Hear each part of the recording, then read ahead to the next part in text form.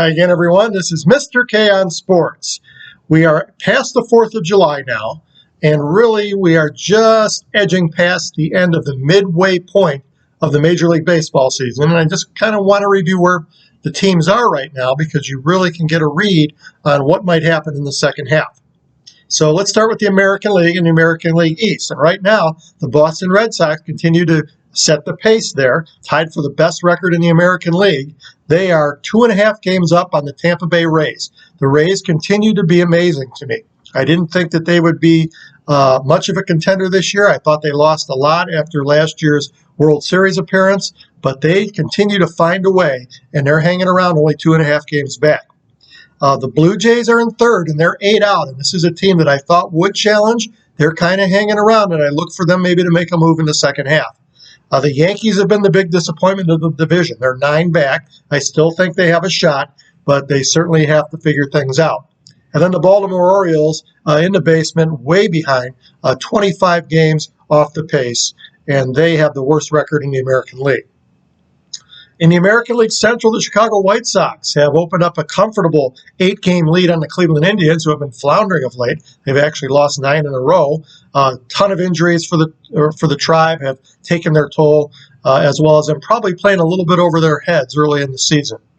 The Tigers are in third, 11.5 out, and they're an improved club. They're still 7 games under 500, but they are making some progress. The Kansas City Royals are in fourth. They're 15 games off the pace. They had a great start. They have since faded. And the Minnesota Twins, probably the biggest disappointment in the American League so far, 15.5 out in last place and showing no signs of life. Finally, in the American League West, the Houston Astros look very impressive. They are in first place. They are tied with the Red Sox for the best record in the American League. The Oakland Athletics are hanging around. They're 4.5 back. They continue to challenge. The Seattle Mariners have had a better season than expected so far. They're in third place. They're 8 games off the pace. The California Angels, too, a little bit above 500, 2 games above 500, 9 games back. They've had some outstanding individual performances, but still lack some depth as a team. And finally, in the basement, the Texas Rangers, 19.5 games back, certainly look to be in rebuild mode. Shifting over to the senior circuit, the National League. In the East, it's been a tightly jumbled, mediocre performance by all the teams so far. The New York Mets have the lead so far in first place. They are 4 games up on the Washington Nationals. Every team but the Mets in this league are below 500. The Atlanta Braves have been a big disappointment so far, but they're still only 4.5 games back in third place. The Philadelphia Phillies are tied with them, so there's really 4.5 games separating the top 4 teams. Real tight race. And even the Miami Marlins are only 8.5 back, rounding out in 5th place in the NL East. In the National League Central, the Milwaukee Brewers have opened up a 6-game lead. They are in first place over the second place Cincinnati Reds. The Reds have made a move and leapfrogged a couple teams recently. The Chicago Cubs have really been struggling, and they have slipped to third place, 8.5 games back. The St. Louis Cardinals have been a disappointment. They have struggled a bit. They are 9 games off the pace. And the Pittsburgh Pirates, who round out, are in 5th place, 19 games off the pace. They had a 10-game losing streak.